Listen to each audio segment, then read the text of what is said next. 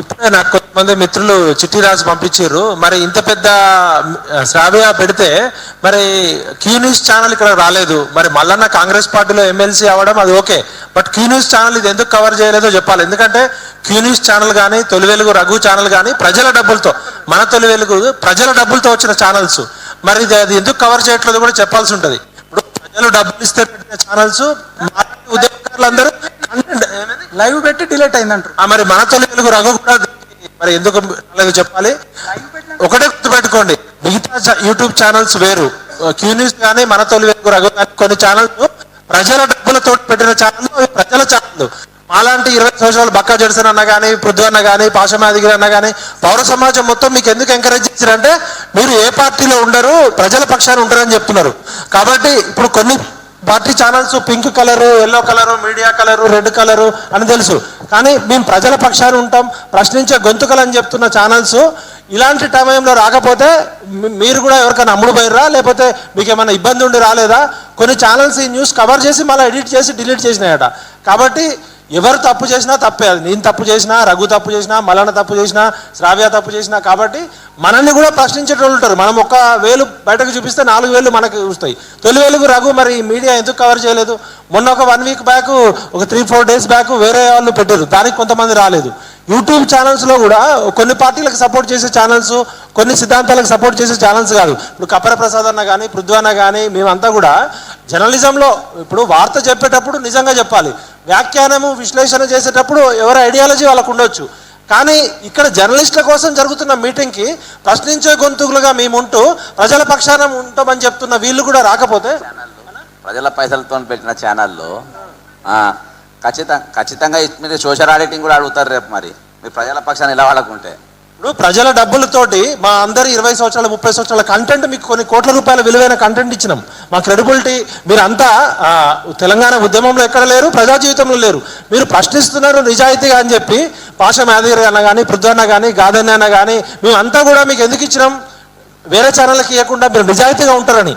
కొన్ని ఛానల్స్కి మేము అసలు ఫోన్ చేస్తే కూడా పని చేస్తాం, మీరు పింక్ ఛానల్, లేదా మీరు ఎల్లో ఛానల్, మీరు రెడ్ ఛానల్, మీరు సాఫ్రన్ ఛానల్ అని. మిమ్మల్ని ఎందుకు గుర్తించి గౌరవించారు అంటే మీరు నిజాయితీగా ఉంటారని. నిజం చెప్పినంత కాలం, నిజాయితీగా చెప్పినంత కాలమే మీకు ఆధారం ఉంటుంది. దీన్ని అడ్డం పెట్టుకొని దందాలు చేద్దామనుకుంటే మరి మీకు కూడా ఏ గతి పడాలో ఆ గతి పడుతుంది. కాబట్టి ఇప్పటికైనా మీరు నిజాయితీగా కవర్ చేయండి. ఎవరన్నా తప్పు చేస్తే మనం ప్రశ్నించాలి, కానీ మనమే తప్పు చేసేటట్టు మనమే తప్పు చేస్తే సమాజం చేయడం వల్ల ప్రాబ్లం ఏంది? సరే మీరు రాలేరు, బిజీ ఉండి రాకపోతే రాలేరన్నా, మీరు లైవ్ కవర్ చేయకపోతే అంటే రేపు మమ్మల్ని చంపినా మీరు కవర్ చేయరా ఏంది? మరి ఒక ఓపెన్ స్టేట్మెంట్ ఇవ్వండి, ఎవరిని చంపినా, యూట్యూబ్ ఛానల్ని చంపినా మేము రాము. మరి మేమే కాంగ్రెస్ ప్రభుత్వం తీసుకొచ్చిన అంటారు. మరి ఇప్పుడు రేపు బీసీ పార్టీ పెట్టి మీరు ఇద్దరే బీసీలకు ముఖ్యమంత్రి అయితే కండి ఏమన్నా కండి, కానీ ఇప్పుడు లైవ్ ఎందుకు చేసిర్రు? మీరు ఇప్పుడు లైవ్ పెట్టాల్సిందే. లైవ్ బంద్ చేసిర్రు, ఇప్పుడు వస్తలేదు. లైవ్ బంద్ చేసి ఇప్పుడు పోలీసులు వచ్చి మమ్మల్ని ఎత్తుకపోయినా లైవ్ కవర్ చేయకపోతే దిస్ ఈజ్ నాట్ రైట్.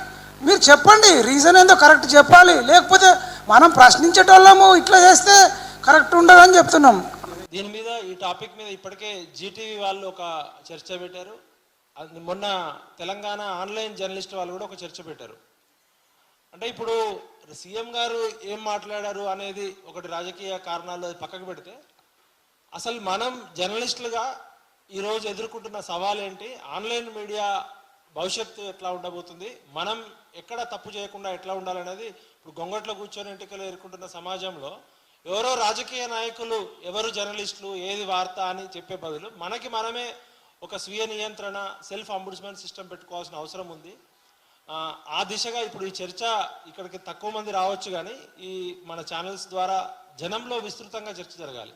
కాబట్టి ఇది అర్థవంతమైన చర్చగా ఉండాలని చెప్తూ ఇక్కడ నుంచి మనం ప్రెస్ అకాడమీకి కానీ, లేకపోతే బ్రాడ్కాస్టింగ్ అసోసియేషన్కి కానీ ఆన్లైన్ జర్నలిజంకి ఒక గైడ్ లైన్స్ అంటూ లేవు ఈ దేశంలో. కాబట్టి ఖచ్చితంగా ఇది డిజిటల్ మీడియా, మోడర్న్ మీడియాలో ఎక్కడో చోట మనకి మనమే అంబుడ్స్మెంట్ సిస్టమ్ పెట్టుకోవాలి. ముఖ్యంగా ఒక జర్నలిస్ట్ స్కాలర్గా, ఒక అసిస్టెంట్ ప్రొఫెసర్గా మేము చదువుకుంటున్నప్పుడు కానీ, పాఠాలు చెప్పేటప్పుడు ఏది వార్త, ఎవరు జర్నలిస్ట్ అనేది ఒక డిబేటు.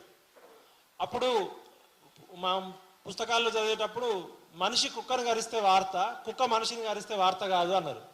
మరి ఇప్పుడు తర్వాత కాలంలో ఏబికే ప్రసాద్ గారితో మేము ఒకసారి ఒక 2 days వర్క్షాప్ పెట్టినప్పుడు ప్రజలకు పనికొచ్చేది ఏదైనా వార్తనే, ప్రజలకి పనికొచ్చే సమాచారం ఏదైనా వార్తనే, ప్రజలకు పనికిరాని ఏ సమాచారం కూడా వార్త కాదని చెప్పారు.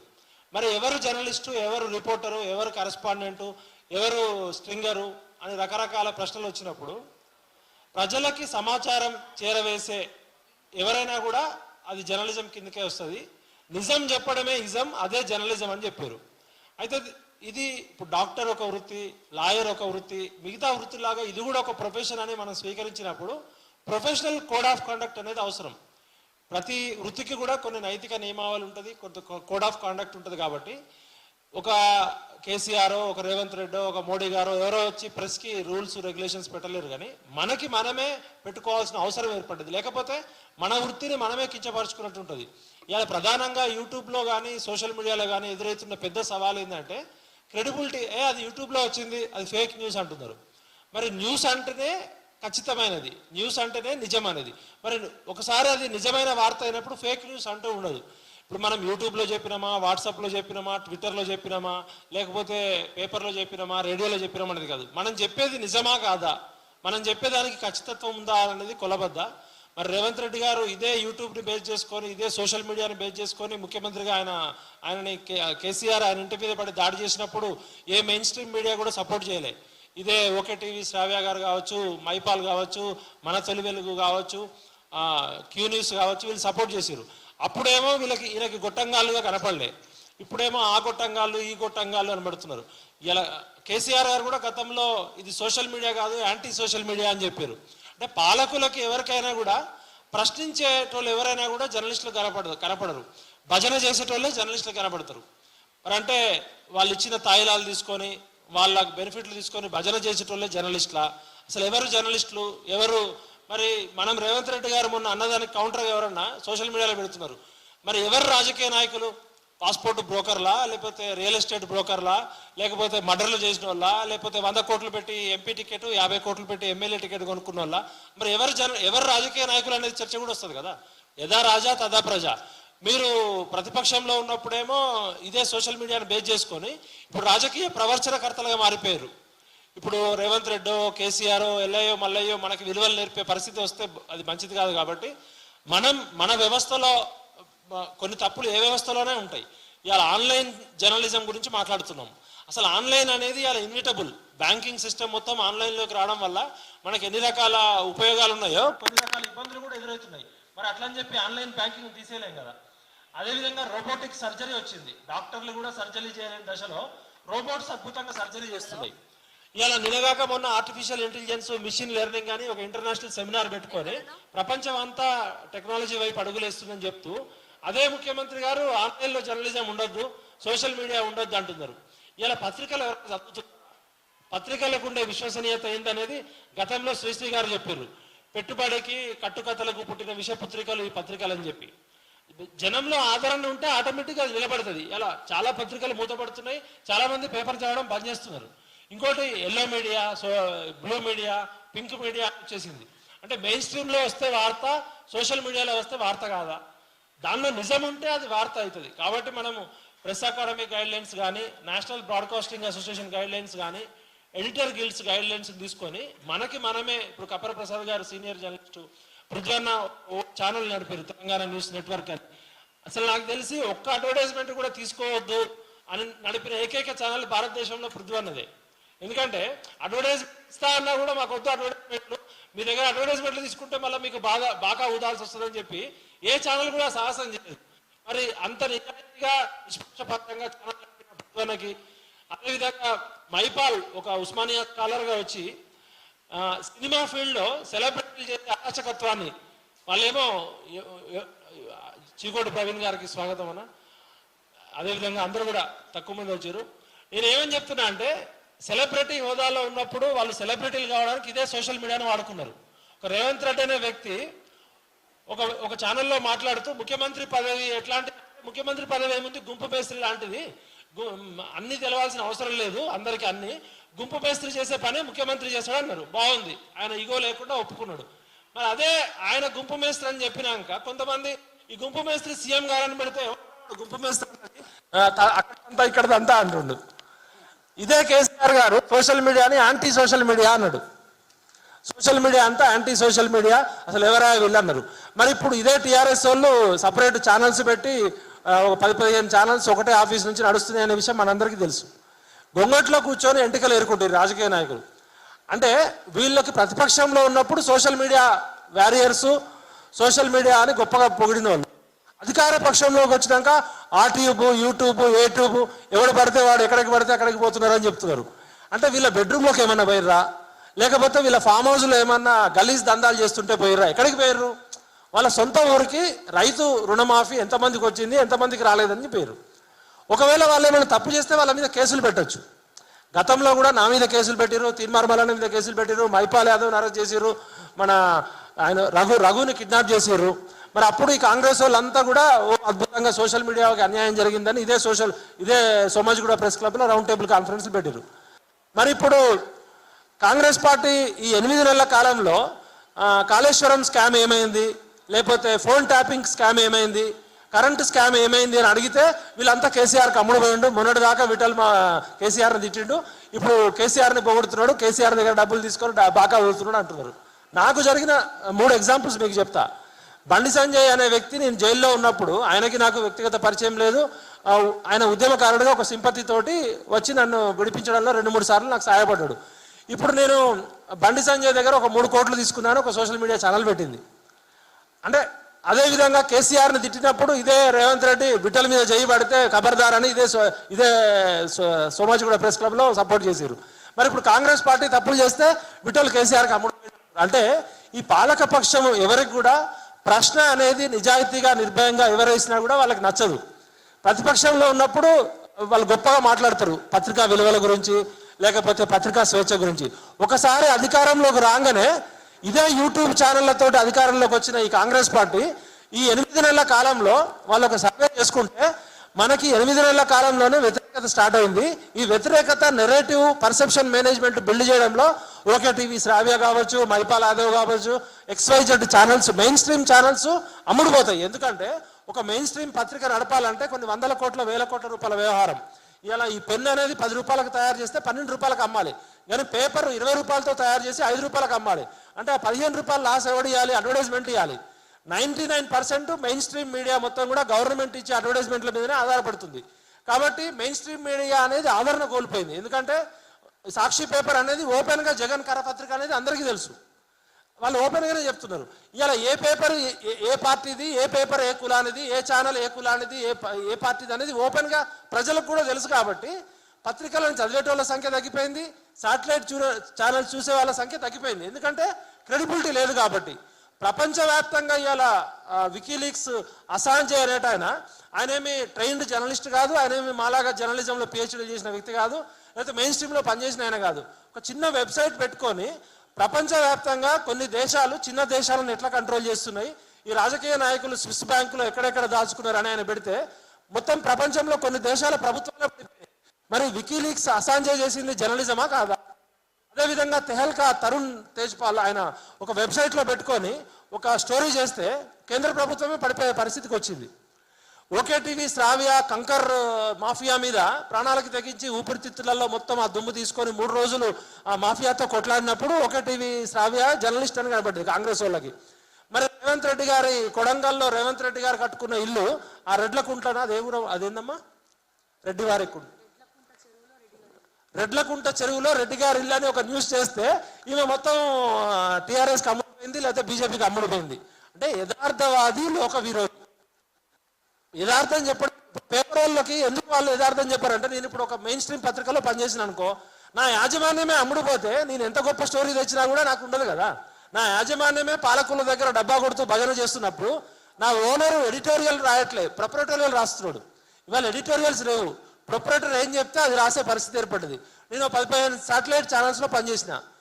మెడికల్ మాఫియా మీద ఫస్ట్ టైం సీక్రెట్ కెమెరాలు పెట్టి 2004లో 6 మెడికల్ కాలేజీల మీద మేము పెన్ కెమెరా పెట్టి ఫస్ట్ టైం స్ట్రింగ్ ఆపరేషన్ చేసినాం. నేను ఒక శాటిలైట్ ఛానల్లో పనిచేసినప్పుడు ఆ మెడికల్ మాఫియా నా మీద అటాక్ చేస్తే 3 నెలలు అపోలో హాస్పిటల్లో పడుకున్నా. నేను అపోలో హాస్పిటల్లో పడుకున్నప్పుడు నేను చేసిన స్ట్రింగ్ ఆపరేషన్ 6 కోట్లకి నా మేనేజ్మెంట్ అమ్ముకుంది ఆ మెడికల్ మాఫియాకి.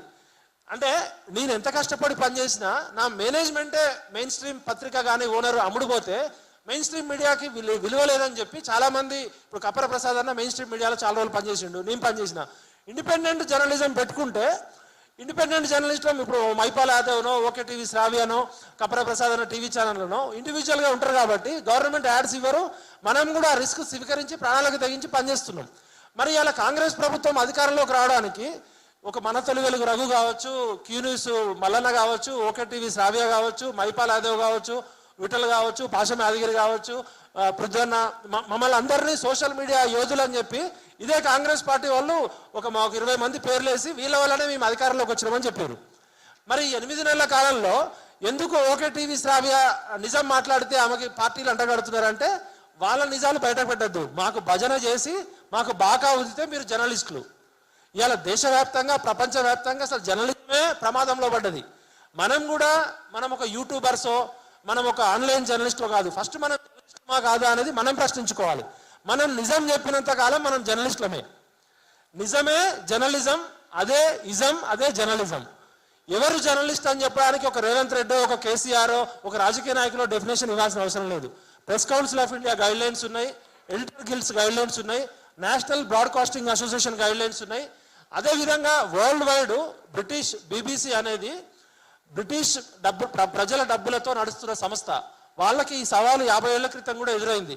ఏది జర్నలిజము, ఏది వార్తగా చూపించాలన్నప్పుడు మనము బ్రిటిష్ BBC అనేది సెల్ఫ్ అంబుడ్స్మన్ గైడ్ లైన్స్ పెట్టింది. అదేవిధంగా national broadcasting association guide lines పెట్టింది. ప్రెస్ ఇన్ఫర్మేషన్ బ్యూరో కూడా డిజిటల్ మీడియాకి కేంద్ర ప్రభుత్వ స్థాయిలో ఒక గైడ్ లైన్స్ ఇచ్చింది. ఎవరు ప్రధానమంత్రి ప్రెస్ మీట్ కవర్ చేయాలి, ఎవరు సెంట్రల్ సెక్రటరీకి వెళ్ళాలి, ఎవరు జర్నలిస్ట్గా గుర్తించాలని. ఎవరో గుర్తిస్తే మనం జర్నలిస్ట్ కాము. మనం వార్తని స్వేచ్ఛగా, నిర్భయంగా, అన్బయాస్గా చెప్పినంత కాలం మనం జర్నలిస్టులమే. కాబట్టి మరొకసారి ఇప్పుడు పెద్దలు చాలామంది వచ్చారు. మనం ఇది వార్త చెప్పేటప్పుడు ఒక పద్ధతి ఉంటుంది, వ్యాఖ్యానం చేసేటప్పుడు, విశ్లేషణ చేసేటప్పుడు ప్రతి మనిషికి ఒక ఐడియాలజీ ఉంటుంది. ఎవరో రాసిన వార్తను నేను విశ్లేషణ చేసేటప్పుడు నా రంగు కూడా కొంత యాడ్ చేస్తాం. మనందరం కూడా మనుషులమే, మనం రోబోట్లం కాదు. రోబోట్లే వార్తలు చదివే పరిస్థితి వచ్చింది. ఆర్టిఫిషియల్ ఇంటెలిజెన్స్, మిషన్ లెర్నింగ్ ద్వారా ఛానల్స్ నడిచే పరిస్థితి వచ్చింది. కాబట్టి ప్రభుత్వాలు కంట్రోల్ చేయాల్సినప్పుడు, ప్రతిపక్షంలో ఉన్నప్పుడు ఒకటి ఓడ దాటేదాకా మల్లన్న, ఓడ దాటిదాకా బోడ మల్లన్న లాగా ఉంటుంది. కాబట్టి దయచేసి కప్పర్ ప్రసాద్ అని, పృథ్వనని మనం రిక్వెస్ట్ చేస్తున్నాం ఏంటంటే మనమే అందరిని పిలుద్దాం. ఇవాళ మొన్న ఒక 3 రోజుల క్రితం ఒక రౌండ్ టేబుల్ కాన్ఫరెన్స్ కలిసింది. దానిలో ఎక్కువ మంది పింక్ మీడియా, నాకు తెలుసు ఛానల్కి ఎవరు డబ్బులు ఇస్తున్నారు. పింక్ మీడియా ఉంది, ఎల్లో మీడియా ఉంది, బ్లూ మీడియా ఉంది, రకరకాల మీడియాలు ఉన్నాయి. అయితే వాళ్ళు రెడ్ మీడియా ఉంది, రెడ్ మీడియా ఉంది, అన్నిటికన్నా ఎక్కువ అన్ని కలర్స్ ఉన్నాయి. నేను ఏమంటున్నా అంటే మనం మెయిన్ స్ట్రీమ్ మీడియాలో పనిచేసి మెయిన్ స్ట్రీమ్ ఓనర్లే అమ్ముడు పోయినప్పుడు మన సంతృప్తి కోసమో ప్రొఫెషన్ కోసమో జర్నలిజం చెప్పుకున్నప్పుడు మరి జర్నలిజం కోర్సు చేసిన వాళ్ళే జర్నలిస్టులా, లేకపోతే మెయిన్ స్ట్రీమ్ మీడియాలో పనిచేసిన వాళ్ళే జర్నలిస్టులా? వాళ్ళు నిజం చెప్తున్నంత కాలం వాళ్ళు జర్నలిస్టులే. నిజం నిప్పు లాంటిది. కాబట్టి దీనికి ఒక సిస్టమ్, ఒక ప్రొఫెషన్కి ఒక థంబ్నెయిల్ పెట్టి shaking news, breaking news, dancing news చేసేటోళ్ళు టీవీ ఛానల్స్లో పనిచేసినప్పుడు TRP రేటింగ్స్ కోసం. కాబట్టి మన ఇజ్జత్ మనం తీసుకోవద్దు. మన ఇజ్జత్ ఎవడు తీయడు, మనం చేసే పనుల వల్లనే మన ఇజ్జత్ కోదు. కాబట్టి ఓ రేవంత్ రెడ్డి ఏ గొట్టంగాడో ఆ గొట్టంగాడో అనకుండా మీరు రేవంత్ రెడ్డి గారు, కేసీఆర్ గారు, మీ రాజకీయ నాయకుల బతుకులు ఏందో, మీ విలువలు ఏందో మీ దగ్గర నుంచి మేము నేర్చుకోవాల్సిన పరిస్థితి లేదు. దయచేసి మీ పరిధిలో, మీ పరిమితిలో ఉండండి. యూట్యూబర్స్ ఎవరైనా తప్పు చేస్తే చట్ట ప్రకారం మీరు నోటీసులు ఇవ్వండి. ఫ్రీడమ్ ఆఫ్ ప్రెస్ 19(1) ఆర్టికల్ కింద మనకు కూడా ఎంత ఫ్రీడమ్ ఉందంటే రాజ్యాంగం కల్పించినంత వరకే ఫ్రీడమ్ ఉంది.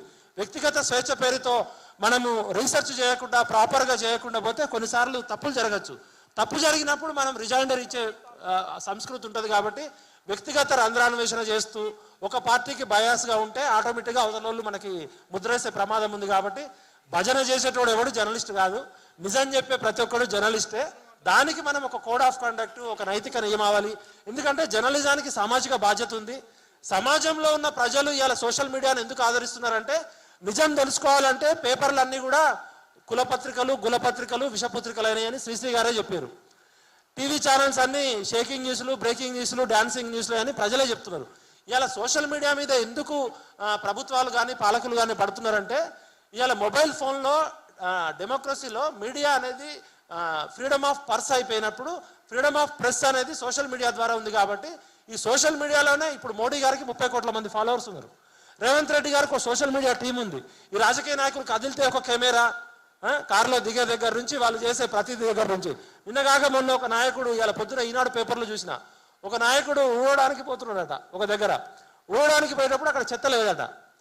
వీళ్ళే చెత్త పోపించే ఫోటో వచ్చింది, చెత్త ఊడ్చే ఫోటో వచ్చింది. XYZ ఎవరైనా కావచ్చు. ఈ రాజకీయ నాయకుల బతుకులన్నీ కూడా దాదాపు ఈ కెమెరాలు లేకపోతే వాళ్ళు ఎవరు లేరు. కానీ వాళ్ళు ప్రతిపక్షంలో ఉన్నప్పుడు మాత్రం యూట్యూబ్ గొప్ప కనబడ్డది. అధికార పక్షం నుంచి అటు పోవడా ఇటు పోవడా, వాడు అక్కడికి ఎందుకు పోతుండో వీడు ఇక్కడికి ఎందుకు, అంటే కొండారెడ్డి పల్లె ఏమన్నా పాకిస్తాన్లో ఉందా? కొడంగల్లో ఓకే టీవీ శ్రావ్య పోకూడదు, అక్కడ ఏమైనా నిషేధాజ్ఞలు ఉన్నాయా? మరి కేసీఆర్ ఫామ్ హౌస్కి మనం ఎందుకు పోలేము ఇంతవరకు? మరి ఇంత గొప్పగా మాట్లాడుతున్నాం కదా. కేసీఆర్ ఫామ్ హౌస్ కూడా ఒకసారి, ఇప్పుడు చీకోటి ప్రవీణ్ అన్న ఫామ్ హౌస్ కదా అందరం పోయినాం అన్ని ఛానళ్ళు. అంటే లోపలికి పోవాలి. అంటే ఈ ఫామ్ హౌస్లో ఏమన్నా గలీజ్ దందాలు జరుగుతున్నాయా? అంటే ఇప్పుడు ముఖ్యమంత్రులు మంత్రులు అందరికీ ఫామ్ హౌస్లు ఉన్నాయి కదా. మరి చీకోటి ఫామ్ హౌస్కి అన్ని కెమెరాలు పోయినాయి. ఒకసారి మీకు ధైర్యం ఉంటే అన్ని ఫామ్ హౌస్లు ఓపెన్గా పెట్టండి ఒకసారి. అంటే మీ జీవితాలు, మీరు పెట్టుకునే విగ్గుల దగ్గర నుంచి వేసుకునే డ్రెస్సులు, సినిమా యాక్టర్లు అంటే మీరు రియల్ జీవితంలో కూడా మీరు నటనే కదా. మీ నటనకు పరిమితి ఉంటుంది, కానీ నటించడము జీవించడము స్థాయి మారిపోయి మీరే సమాజాన ప్రవచనకర్తలుగా మారకండి. మీ పరిధి ఏంది, మీ పరిమితి ఏంది, మీ జీవితాలు ఏంది, మీ నైతిక నియమావళి మీ దగ్గర నుంచి మేము జర్నలిస్టం నేర్చుకునేంత దౌర్భాగ్య పరిస్థితులు లేము. మాలో ఎవరైనా తప్పు చేస్తే మీరు కేసు పెట్టండి, లీగల్ నోటీస్ ఇవ్వండి. మీరు తంబునేలు ఒకటి పెట్టి లోపల ఒకటి వార్త రాస్తే IT యాక్ట్ ఉంది. మీకు ఇంకా చాలా విషయాలు తెలియకపోవచ్చు. నేను 2-3 రోజుల క్రితం మాడభూషి శ్రీధర్ గారు చాలా విషయాలు చెప్పారు. సోషల్ మీడియాను కంట్రోల్ చేయడానికి ఇప్పుడు డిజిటల్ మీడియా యాక్ట్ కానీ, డేటా యాక్ట్ అనేది, IT యాక్ట్ అనేది చాలా దారుణమైన చట్టాలు పెట్టబోతున్నారు. కాబట్టి మనం విడిపోతే పడిపోతాం. ఇవాళ ఓకే టీవీ శ్రావ్య పెట్టిన ఈ మీటింగ్కి మన తొలి వెలుగు రఘు ఎందుకు రాలేదు, మన ఆయన ఎవరు క్యూన్యూస్ మల్లన్న రావాలి. ఎందుకంటే వీళ్ళందరూ సోషల్ మీడియాకి బ్రాండ్ అంబాసిడర్ ఉన్నారు కదా. ఇప్పుడు క్యూన్యూస్ నుంచే ప్రశ్న పుట్టింది. ప్రశ్నే నాగరికత, ప్రశ్నే ప్రజాస్వామ్యం అని చెప్తున్నాడు. మరి ఆయన ప్రశ్నించిండు, ఎమ్మెల్సీ అయ్యిండు, ఓకే. మరి ఓకే టీవీ శ్రావ్య వల్ల రేవంత్ రెడ్డికి లాభం జరగలేదా? మైపాల్ చేసిన స్టోరీస్ వల్ల కాంగ్రెస్ పార్టీకి లాభం జరగలేదా? మన తొలి వెలుగు చేసిన ఛానల్స్ వల్ల జరగలేదా? పాషం యాదగిరి అన్న, మన ఆయనవరు ఆకునూరు మురళి, పృథ్వీ యాదవ్, తెలంగాణ విట్టలు, మైపాల్ యాదవ్, వీళ్ళంతా సోషల్ మీడియా వ్యారియర్స్ అని కాంగ్రెస్ సోషల్ మీడియా ఒక 20 మంది ఫోటోలు పెట్టి వీళ్ళ వల్లనే మేము కేసీఆర్ ప్రభుత్వం పడిపోయిందని చెప్పింది. మరి కొంతమంది మళ్ళీ కాంగ్రెస్ ప్రభుత్వం చేస్తున్న ప్రశ్నలు ప్రశ్నిస్తుంటే వీళ్ళంతా కేసీఆర్కి అమ్ముడు పోయారు. మనం నిజం చెప్తే వాళ్ళకి నచ్చదు. ఏదో ఒక పార్టీకో, ఏదో ఒక కులానికో, ఏదో ఒక దానికో అంటగట్టాలని చూస్తారు. మనం అమ్ముడు పోకపోతే, మనం తప్పు చేయకపోతే ఎవరినైనా మనం నిర్భయంగా ప్రశ్నించవచ్చు. మనమే ఎవరో ఇచ్చే పెయిడ్ ఆర్టిస్టుల కోసమో, పెయిడ్ ఇంటర్వ్యూల కోసమో మనం ఆ పని చేస్తున్నప్పుడు, మనం ఒక పార్టీ లైన్ తీసుకున్నప్పుడు నిజాన్ని నిర్భయంగా చెప్పేటప్పుడు మనకే గొంతులు పోగపోతాయి. జనం మనం ఏదైనా తప్పు చేస్తే మన ఛానల్ అన్సబ్స్క్రైబ్ చేస్తారు. మనని యూట్యూబ్ కూడా గైడ్లైన్స్ ఉన్నాయి. కాబట్టి మనలో ఏదన్నా లోపాలు ఉంటే మనం సవరించుకుందాం. అది ప్రభుత్వాలకి, రాజకీయ నాయకులకు అవకాశం ఇస్తే అది ఖచ్చితంగా మన మీద నియంత్రణ ఉంటుంది. కాబట్టి ట్రూత్ ఈజ్ బిటర్, నిజం ఎప్పుడూ చేదే, యథార్థవాది లోక విరోధే. కాబట్టి నిజంని నిర్భయంగా చెప్పే వ్యవస్థని ప్రభుత్వాలు కల్పించాలి. ప్రజాస్వామ్యానికి కొలబద్ద ఏంటంటే ఫ్రీడమ్ ఆఫ్ ప్రెస్ ఉండాలి, కానీ ఫ్రీడమ్ ఆఫ్ పర్స్ ఉండొద్దని నేను కోరుకుంటూ, ఇంకా చాలామంది పెద్దలు ఉన్నారు, నేను పొరపాటుగా ఎవరైనా మాట్లాడితే క్షమించండి. ఒక 20 సంవత్సరాలు జర్నలిజంలో ఉండి ఒక స్కాలర్గా నేను విద్యార్థి దశ నుంచి అసిస్టెంట్ ప్రొఫెసర్గా ఉన్నప్పటి నుంచి, కొన్ని పార్టీలతో కలిసి పనిచేసినప్పటి నుంచి ఏదో ఒక ముద్ర పడుతుంది. ముద్ర వేసే అవకాశం మనమే ఇస్తాం. మనం ప్రాపర్ రీసెర్చ్ చేయకపోవడమో, లేకపోతే వచ్చే మన ఇన్ఫర్మేషన్ కరెక్ట్గా ఉండకపోవడమో. ఇదే చీకోటి ప్రవణ గురించి నేను ఒక ఛానల్స్లో నాకు తెలిసిన సమాచారం మాట్లాడినా. నాకు క్యాసినోవా అంటే ఏందో తెలియదు, దానికి గైడ్లైన్స్ తెలియదు, అది సముద్రం మీద ఆడతారా భూమి మీద ఆడతారా కూడా తెలియదు. మహా టీవీ న్యూస్లో 2-3 స్టోరీలు వచ్చినాయి. కొంతమంది సీనియర్ జర్నలిస్టులు బేస్ చేసుకొని నేను కూడా మాట్లాడిన తర్వాత నాకు అర్థమైంది, నేను క్యాసినోవా అనేది చట్టబద్ధంగా ఉంది, లీగల్గా యాక్సెప్టెడ్, అది సముద్రంలో ఆడొచ్చు అని చెప్పి. తర్వాత నేను సారీ చెప్పిన అన్నకి. ఇప్పుడు ఒక పొరపాటు చేయడం మనమందరం మనుషులమే, కానీ పొరపాటు చేసి మరి ఉల్టా చోరు కొత్వాలకే డాంటే అనొచ్చు. అంటే మనం కూడా మనుషులమే, మనకు కూడా రక్త మాంసాలు ఉంటాయి, మనకు కూడా ఈగోస్ ఉంటాయి, మనకు కూడా ఐడియాలజీలు ఉంటాయి. కానీ వార్త చెప్పేటప్పుడు ఇవాళ జర్నలిజం వైపు, సోషల్ మీడియా వైపు ప్రపంచమంతా ఎందుకు రెస్పెక్ట్ ఇస్తుందంటే ప్రజలకి నిజం తెలుసుకునే ఏకైక అవకాశం సోషల్ మీడియా ద్వారానే ఉంది. మెయిన్ స్ట్రీమ్ మీడియాలోనో టీవీ ఛానల్స్లో వస్తే ఎవరు నమ్మట్లేదు. కాబట్టి మనం బాధ్యతతో ఉండాలి. తప్పు జరిగినప్పుడు మనం క్షమాపణ చెప్పాలి. వ్యక్తిగత రంధ్రాన్వేషణ చేయకూడదని కోరుకుంటూ, ముఖ్యంగా థంబ్నెయిల్స్ విషయంలో నేనే చాలా బాధపడ్డా. నేను పృథ్వన్న ఎవరికైనా ఛానల్స్కి ఇంటర్వ్యూ చేయాలంటే మాకు భయం అవుతుంది. మేము మాట్లాడింది ఒకటి ఉంటుంది, థంబ్నెయిల్స్ ఒకటి పెడుతున్నారు. వాళ్ళకి ఫోన్లు చేసి చెప్పినా కూడా మార్చుకోవట్లేదు. అన్న ఏముందన్న కొద్దిగానే కదా మసాలా, ఆ మాత్రం మసాలా లేకపోతే ఎట్లా అంటే మనం ఏమి ఐటమ్ గర్ల్స్ కాదు కదా, సినిమాలో ఐటమ్ పాట ఉంటేనే మసాలా ఉంటుంది. కానీ థంబ్నెయిల్స్ కోసం మనము ఒక 2 రోజుల్లో 1 లక్ష వ్యూస్ రావచ్చు, కానీ క్రెడిబిలిటీ పోతుంది. క్రెడిబుల్ ఇన్ఫర్మేషన్ ఇచ్చినంత కాలం మనం ఎవడు ఏం చేయలేడు. మనం తప్పు చేసినప్పుడే మనం భయపడతాం, తప్పు చేయనంత వరకు ఎవరు చేయలేరు. కాబట్టి రేవంత్ రెడ్డి గారు, మీరు యూట్యూబ్ ఛానల్స్ మీద మాట్లాడింది క్షమాపణ చెప్పాలి. ఎందుకంటే ఇలా ప్రపంచమంతా ఆన్లైన్ జర్నలిజం మీద ఉంది. ఇలా మీకు సోషల్ మీడియా సపరేట్ టీం ఉంది, యూట్యూబ్లో మీకు థంబ్నెయిల్స్ పెట్టడానికి ఒక సపరేట్ టీం ఉంది, మీకు 4 కెమెరామ్యాన్లు ఉన్నారు, మీరు కదిలిన దగ్గర నుంచి మీరు నడిచిన దగ్గర వరకు ప్రతి దానికి అట్లనే ఉంది. కాబట్టి గతంలో కేసీఆర్ ఇట్లనే యాంటీ సోషల్ మీడియా అన్నాడు, ఆయన కొట్టుకొని పోయిండు. మరి రేవంత్ రెడ్డి గారికి ఇంకా 4 ఏళ్ల సమయం ఉంది. యూట్యూబ్లో కానీ మీడియాలో ఎవరైనా తప్పు చేస్తే మీరు చట్టబద్ధంగా నోటీసులు ఇవ్వండి. కానీ జనరలైజ్ చేసి మాట్లాడితే మాత్రం అది భావ ప్రకటన స్వేచ్ఛకు ఏ విధంగా అయితే వ్యక్తి స్వేచ్ఛకు రాజ్యాంగబద్ధంగా హరిస్తారో, ఇవాళ పత్రికలు అన్నా పత్రికా స్వేచ్ఛ అన్నా కూడా ఒక గౌరవం ఉంది. ఆ గౌరవాన్ని రాజకీయాల్లో ఉన్నవాళ్ళు, పత్రికల్లో ఉన్నవాళ్ళు, మీడియాలో ఉన్నవాళ్ళు పరస్పరం గౌరవించుకోవాలి. ఇప్పుడు మా గురించి మీరు మాట్లాడితే మేము కొంత తట్టుకోగలం, సంస్కరించుకోగలం, కానీ మీ భాగవతాలు బయట పెడితే మీరు తిరగలేరు కదా. మీ భవిష్యత్తే మా మీద ఆధారపడి ఉంది. మా భవిష్యత్తు మీ ప్రజల మీద ఆధారపడింది. కానీ ఏ రాజకీయ నాయకుడు గొప్పగా చూపించాలన్నా, తప్పుడు చూపించాలన్నా, కాబట్టి మీడియాతో మాట్లాడేటప్పుడు, మీడియా మీద వ్యాఖ్యానం చేసేటప్పుడు ఒళ్ళు దగ్గర పెట్టుకొని మాట్లాడండి. మీరు ప్రవచనకర్తలు అయ్యేంత గొప్పవాళ్ళు కాదు. కాబట్టి మేము సంస్కరించుకుంటాం. మాకు తప్పులు ఉంటే మా పెద్దలు ఉన్నారు, మాడభూషి శ్రీధర్ గారు ఉన్నారు, రామచంద్రమూర్తి గారు ఉన్నారు, పాషం యాదగిరి గారు ఉన్నారు, పృథ్వన్న, ఇట్లాంటి వాళ్ళు అందరూ కూడా ఛానల్స్ నడిపిన వాళ్ళు. కాబట్టి దయచేసి ఈ చర్చను ఇంకా ముందుకు తీసుకుపోవాలి. ఇలా రేవంత్ రెడ్డి కోసమో, కేసీఆర్ కోసమో, ఎల్ఐఏ కోసమో కాదు. సోషల్ మీడియాలో వస్తున్న విపరీత ధోరణులు, షేకింగ్ న్యూస్లు, ఫేక్ థంబ్నెయిల్స్ వల్ల మనం కూడా ఇబ్బంది పడుతున్నాం. కాబట్టి మన గౌరవాన్ని మనమే పెంచుకోవాలి. మన వృత్తి కోడ్ ఆఫ్ కండక్ట్ని మనమే రూపొందించుకోవాలి. ఇది ప్రొఫెషన్ పక్కా. చాలామంది కొత్త యంగ్ పిల్లలు చాలామంది, కాబట్టి మన ప్రొఫెషన్కి గైడ్ లైన్స్ మనం గౌరవాన్ని పెంపొందించుకో విధంగా ఉండాలని కోరుతూ ఈ అవకాశం కల్పించిన ఓకే టీవీ శ్రావ్యకి కూడా మనస్ఫూర్తిగా అభినందనలు.